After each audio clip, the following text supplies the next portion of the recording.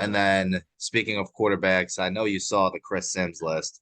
It's Yeah. all that's been talked about right now. Justin Fields, 23rd on that list. I could see where he's coming from because Justin Fields hasn't proved anything as a thrower, but I think he's looking at it in terms of that just pure throwing the football because he's not the 23rd best quarterback in the NFL. If you take a look at overall stats and ceiling, he's probably closer to the top 15.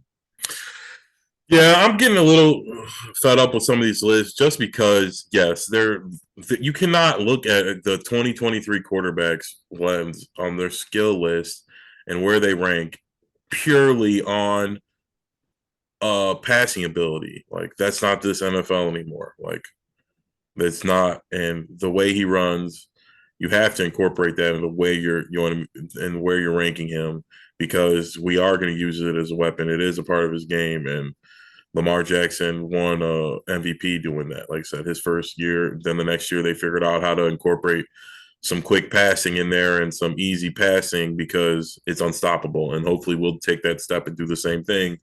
But to say he's the 23 is just ridiculous. Like I know there's some really good quarterbacks, but I mean, um, 23 is just way too low. It's just way too low. And some of these old school quarterback scouts, they got this fucking traditional mindset where it's like, you're not the John Elway clone, Troy Aikman, big, tall guy, big arm who can deliver a strike on a 3-step drop on the slant in between the corner and the linebacker. It's like, it's a little just like I said, old school, archaic in the sense like it's over. Like I hope Justin Fields doesn't have a long career running, but it is what it is. That is a part of his game.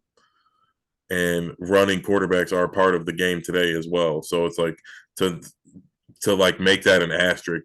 I feel like it's like a bad thing. Like it counts against you. Like I'm not saying we should crown you as the best quarterback in the NFL if you can run the ball, but it's definitely a positive more than it is a negative. It shouldn't be a strike Well, against didn't we you. do that when Lamar won MVP? Yeah, like but what I'm saying is like when you're not the MVP or your team doesn't win, everyone's like you suck and you can't pass. And if you could pass instead of run, it's like no, let's fine. We'll take the 1,000 rushing yards he got and those touchdowns and add them over to the passing side. It's like fucking we still would have sucked. We wouldn't have won any more games.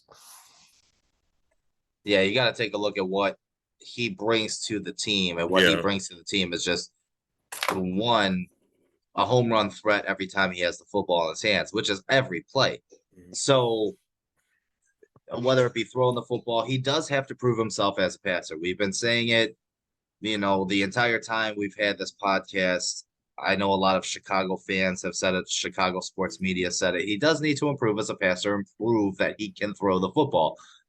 But at the same time, you can't sit there if you're Chris Sims and say, oh, well, he's not a good enough quarterback. He's 23rd on my list because he can't throw. He hasn't proven himself as a thrower. I think that's very stupid way of looking at things. I mean, Chris Sims is a joke anyway, in my opinion, but Yes. I don't know how he has a job. he uh, he was never a good pro. He was never a good college quarterback. Just because he is the son of a Hall of Fame quarterback, Phil Sims, I don't know. He's I can't explain it.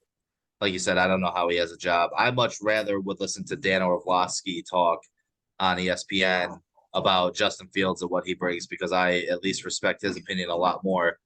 I mean, it's a little bit biased because he says Justin Fields is going to be in the MVP conversation this year. Of course, he said the same thing last year when he was, during that 3-game stretch where, Fields was playing out of his mind. But it amazes me the seesaw on just not just Chicago sports media, but national sports media about Justin Fields.